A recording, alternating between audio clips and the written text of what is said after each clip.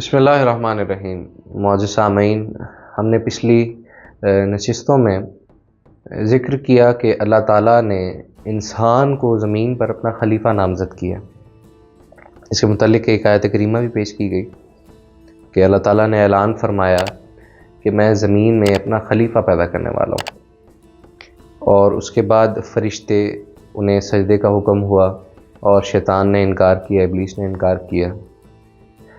تو ہم یہ ذکر کر رہے تھے کہ آج اس دور میں، دور حاضر میں، ہر انسان اپنی زندگی کے مقصد کو ڈھونڈنے میں مصروف ہے، لیکن اسے ملتا نہیں، جبکہ اللہ تعالیٰ نے انسان کو پیدا کرنے سے پہلے اسے ٹائٹل دے دیا کہ میں زمین میں اپنا خلیفہ نامزد کرنے والا ہوں۔ خلیفہ کیا ہوتا ہے یہ بھی ہم نے دیکھا کہ خلیفہ یا نائب وہ ہوتا ہے جو مالک کی ظاہری غیر موجودگی میں اس کے حکم کو نافذ کرواتا ہے۔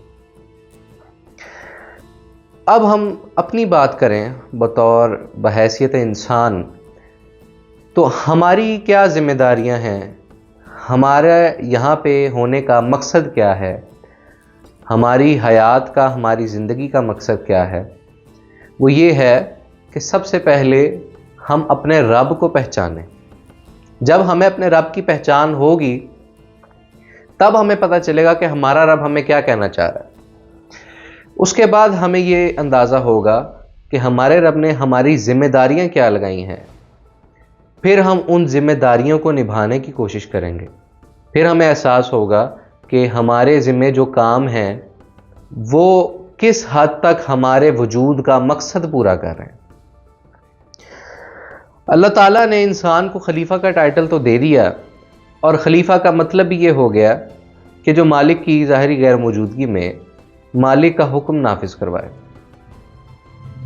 ہم نے حکم کیسے نافذ کروانا ہے، کس کا نافذ کروانا ہے، کس پر نافذ کروانا ہے؟ کس کا نافذ کروانا ہے پہلے یہ جاننا ضروری ہے۔ اللہ تعالیٰ کا نافذ کروانا ہے۔ کیوں؟ وہ اس کائنات کا پروردگار ہے، وہ رب العالمین ہے، اس نے تمام جہان پیدا کیے۔ ہمارا موضوع یہ ہے کہ ہم نے کیا حکم نافذ کروانا ہے اور کس پر حکم نافذ کروانا ہے۔ سب سے پہلے ہمیں اس وجود پر اللہ تعالیٰ کا حکم نافذ کروانے کی ضرورت ہے۔ کیوں؟ جب تک یہ ظاہری وجود اس کے حکم کے تابع نہیں ہوگا تب تک کسی اور جگہ پر، کسی اور شخص پر یا کسی اور زمین میں یہ وجود اللہ کا حکم نافذ کروانے کے قابل نہیں۔ اس وجود پر کیا حکم نافذ کروانا ہے؟ اس کے لیے اللہ تعالیٰ نے انسان کے ذمہ کچھ چیزیں لگائیں جنہیں ہم حقوق اللہ یا حقوق العباد کہتے ہیں، لیکن یہ موضوع نہیں ہے۔ ہم بظاہر ان ساری چیزوں کو سمجھ رہے ہیں، ہم اپنی طرف سے حقوق العباد کو پورا کرنے کی بھی پوری کوشش کرتے ہیں، حقوق اللہ کو پورا کرنے کی بھی پوری کوشش کرتے ہیں، لیکن جو رزلٹ ملنا چاہیے وہ ہمیں نہیں مل رہا۔ ہم کوئی بھی کام کرتے ہیں، جب ہم اس کے اندر پروگریس کرتے ہیں، ہم اس کام کو آگے لے کر چلتے ہیں تو آہستہ آہستہ اس کا رزلٹ ملنا شروع ہو جاتا ہے، اس کے کچھ نتائج سامنے آنا شروع ہو جاتے ہیں۔ اس جگہ پہ کون سا نتیجہ ہے؟ اس جگہ پہ یہ نتیجہ ہے کہ جب ہم اللہ کے بتائے ہوئے حکم کو اپلائی کرنا شروع کرتے ہیں تو ہمیں اللہ تعالیٰ کی رحمت اور اللہ تعالیٰ کی طرف سے کیے گئے انعامات ملنا شروع ہوتے ہیں۔ ہمیں ان کی پہچان نہیں ہو رہی، ہمیں یہ نہیں پتا کہ ہم پر اللہ تعالیٰ کی کون سی رحمت ہے۔ زبانی کلامی تو ہے، عقل سے بھی ہے، دل نہیں ہے، دل سکون میں نہیں ہے، ہمارا دماغ سکون میں نہیں ہے۔ ہم اوپر سے کہتے ہیں الحمدللہ، لیکن دل میں ہمارے یہ بات ہوتی ہے کہ یا اللہ میں بڑا پریشان ہوں، میں آزمائش میں ہوں، مجھ پر یہ مصیبت ہے، میں اس جگہ پہ مصروف ہوں، میں کچھ کر رہا ہوں، میں کچھ کر رہا ہوں، لیکن اوپر سے ہم الحمدللہ کہہ دیتے ہیں۔ اب اس حکم کو نافذ کرنا، اگر ہمیں یہ حکم نافذ کرنے کے بعد ہمیں جو بظاہری طور پہ لگ رہا ہے کہ ہم اس کو نافذ کر رہے ہیں، اللہ کے بتائے ہوئے نظام پر، دین پر عمل کر رہے ہیں، لیکن اس کے نتائج نہیں مل رہے، تو پھر اس سے یہ بات صاف واضح ہوتی ہے کہ کہیں نہ کہیں ہم سے کمی رہ رہی ہے، کہیں نہ کہیں ہم سے کوئی ایسی چیز ہے جس پر توجہ دینے کی ضرورت ہے، جس کو حل کرنے کی ضرورت ہے، جس مسئلے کا حل ڈھونڈنے کی ضرورت ہے، جس بیماری کا علاج کرنے کی ضرورت ہے، ہمیں اس چیز کی پہچان نہیں ہو رہی۔ جب تک ہمیں پہچان نہیں ہوگی تب تک ہم اس مسئلے کا حل نہیں ڈھونڈ سکتے۔ مسئلہ کیا ہے؟ سب سے بڑا مسئلہ یہ ہے کہ ہم ہر چیز کو اپنی زبان سے، اپنے دماغ سے تسلیم کرتے ہیں، دل سے تسلیم نہیں کرتے۔ ہم قرآن کریم کو پڑھتے ہیں، ثواب حاصل کرنے کی نیت سے پڑھتے ہیں، اور اسی نیت سے ہم اسے پڑھ کے ایک سائیڈ پہ رکھ دیتے ہیں۔ لیکن اللہ تعالیٰ نے قرآن کریم میں فرمایا کہ یہ ذکر ہم نے نازل کیا تاکہ تم اس پر غور و فکر کرو، اور اس میں ہدایت ہے۔ سورہ بقرہ کے آغاز میں ھدی للمتقین کا لفظ آیا کہ اس میں ہدایت ہے پرہیزگاروں کے لیے، لیکن ہمیں وہ سکون، وہ نجات، وہ تسکین نہیں مل رہی جو اللہ تعالیٰ انعام فرماتا ہے اپنے خاص بندوں پر۔ خاص بندے کون سے ہیں؟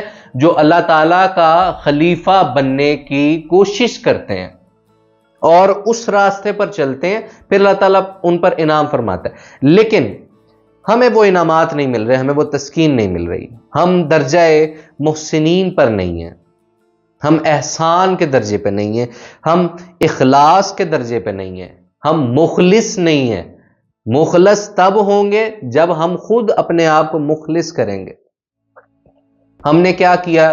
ہم نے ثواب کی نیت سے قرآن کریم کو پڑھنا شروع کیا، اور اس کو ثواب کی نیت سے پڑھنے کے بعد بند کر کے ایک سائیڈ پہ رکھ دیا، جبکہ اللہ تعالیٰ نے صاف واضح فرمایا کہ نشانیاں ہیں عقل والوں کے لیے۔ ہم نے یہ ذکر غور و فکر کرنے کے لیے نازل کیا۔ ہمارے تمام مسائل کا حل قرآن کریم میں ہے، ہماری تمام مشکلات کا حل قرآن کریم میں ہے، ہماری ہدایت قرآن کریم میں چھپی ہوئی ہے۔ جو حکم ہم نے اللہ تعالیٰ کا خلیفہ بننے کے لیے نافذ کروانا ہے وہ قرآن کریم میں چھپا ہوا ہے، اور اللہ تعالیٰ نے صاف واضح کہہ دیا کہ ہدایت ہے پرہیزگاروں کے لیے، ہر کسی کے لیے نہیں ہے، صرف ہدایت ہے پرہیزگاروں کے لیے۔ جب انسان پرہیزگار ہوگا اس وقت اس پر قرآن کریم کے راز کھلنے شروع ہوں گے۔ جب راز کھلیں گے پھر اسے سمجھ آئے گی کہ اللہ تعالیٰ مجھے کیا بتانا چاہ رہا ہے، مجھے کیا کہنا چاہ رہا ہے۔ پھر اس کے بعد اللہ تعالیٰ کا میسج اس تک پہنچے گا، اس کے دل میں اترے گا۔ عقل میں بعد میں، دل میں اترنا ضروری ہے۔ جب اس کے دل میں اترے گا پھر وہ اس وجود کی اصلاح کرنے کی کوشش کرے گا۔ اس وجود کی اصلاح سب سے پہلا سٹیپ ہے اللہ تعالیٰ کا خلیفہ بننے کے راستے میں۔ اس وجود کی اصلاح کہاں پہ چھپی ہے؟ قرآن کریم میں۔ قرآن کریم کیا کہہ رہا ہے؟ مجھ میں ہدایت ہے، لیکن ہدایت ہے پرہیزگاروں کے لیے۔ پرہیزگار کون ہے؟ یہ موضوع انشاءاللہ اگلی نشست میں ڈسکس ہوگا۔ آپ کے لیے ایک زیر غور نقطہ یہ ہے کہ آخر جب تمام چیزیں ہمیں یہ سمجھ آ رہی ہیں کہ اللہ تعالیٰ نے قرآن کریم میں ہمارے لیے پیغام چھوڑا ہے، ہم نے عقل سے اس بات کو تسلیم کر لیا، ہم جانتے ہیں، زبان سے بھی کہتے ہیں، اقرار کرتے ہیں کہ دنیا کے ہر مسئلے کا حل اللہ تعالیٰ نے قرآن کریم میں رکھ دیا۔ اگر ہم اس بات پر ایمان نہیں لائیں گے تو ہم مسلمان نہیں ہیں۔ ہم مسلمان ہیں، ہم اس بات پر ایمان لاتے ہیں، تو پھر آخر ایسی کون سی وجہ ہے جو ہمیں قرآن کریم کو پڑھنے میں، قرآن کریم کو سمجھنے میں اور قرآن کریم کی بات کو سمجھ کر اس پر عمل کرنے میں رکاوٹ بن رہی ہے؟ یہ بات انتہائی زیر غور ہے، اس بات پر سوچنے کی ضرورت ہے۔ آپ سے ملاقات ہوگی انشاءاللہ اگلی نشست میں۔ السلام علیکم ورحمۃ اللہ۔